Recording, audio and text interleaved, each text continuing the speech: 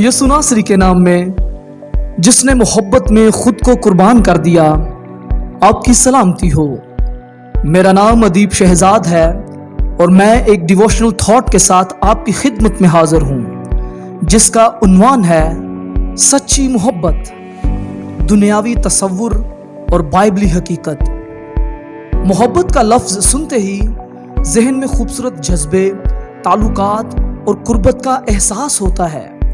दुनिया के नज़दीक मोहब्बत एक रिश्ता है जिसमें इंसान खुशी, तवज्जो और जज्बाती तस्कीन तलाश करता है। फिल्में, ड्रामे, नावल और गीत मोहब्बत को एक हसीन ख्वाब के तौर पर पेश करते हैं, जहां सब कुछ खूबसूरत, आसान और दिलकश होता है। लेकिन हकीकत में दुनियावी मोहब्बत अक्सर खुदगर्ज, वक्ती और मशरूत होती है। दुनिया में सच्ची मोहब्बत को ज्यादातर अगर और क्योंकि की बुनियाद पर समझा जाता है।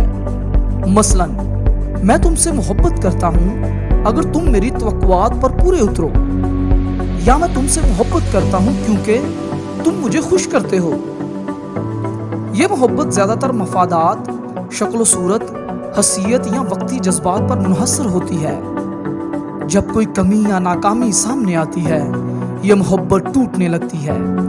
यही वजह है कि दुनिया में रिश्ते कमजोर पड़ते हैं, दिल टूटते हैं और मोहब्बत आर्जी बन जाती है। इसके बरक्स बाइबल मुकद्दस हमें मोहब्बत की एक अलग तस्वीर दिखाती है, जो इनकलाबी, गैर मशरूत और अज़ल से अब तक कायम है।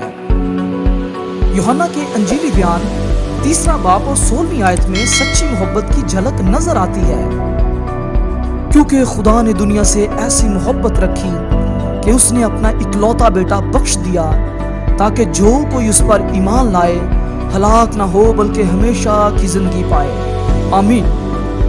यहाँ मोहब्बत की बुनियाद कुर्बानी है, ना कि ख्वाहिश। यह मोहब्बत देने पर यकीन रखती है, ना कि लेने पर। और सबसे बड़ी बात, यह मोहब्बत गुनहगार इंसानों से की गई। यूहन्ना के ही पहले खत 4 बाब और 8वीं आयत में क्या खूब लिखा है, जो मोहब्बत नहीं रखता वो खुदा को नहीं जानता, क्योंकि खुदा मोहब्बत है। आमीन। यहां मोहब्बत सिर्फ खुदा की खुसूसियत नहीं बल्कि उसकी पहचान है।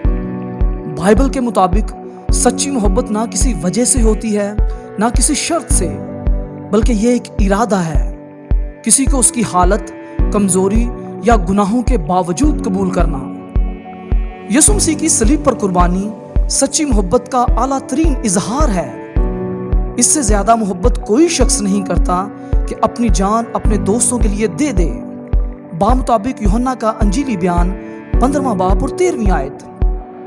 लेकिन यसु ने सिर्फ दोस्तों के लिए ही नहीं बल्कि अपने दुश्मनों के लिए भी जान दी।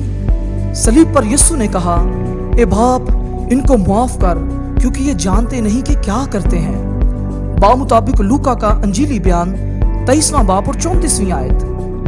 ये अल्फाज दुनिया के तमाम फलसफों को चैलेंज करते हैं। बाइबल में मोहब्बत सिर्फ एक तसव्वुर ही नहीं बल्कि एक अमल है।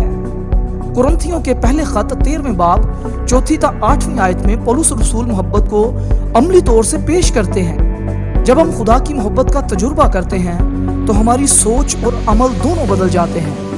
हम मुआफ और बर्दाश्त करने लगते हैं। हम दूसरों के फायदे के लिए कुर्बानी देने लगते हैं। आज की दुनिया में जहां नफरत, खुदगर्जी और टूटे रिश्ते आम हो गए हैं, वहां सच्ची मोहब्बत का पैगाम एक इनकलाबी चिराग बन सकता है।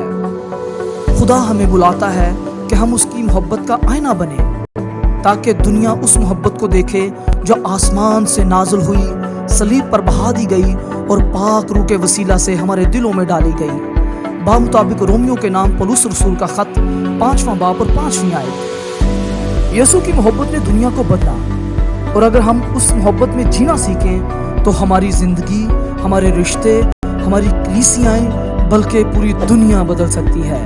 आमीन।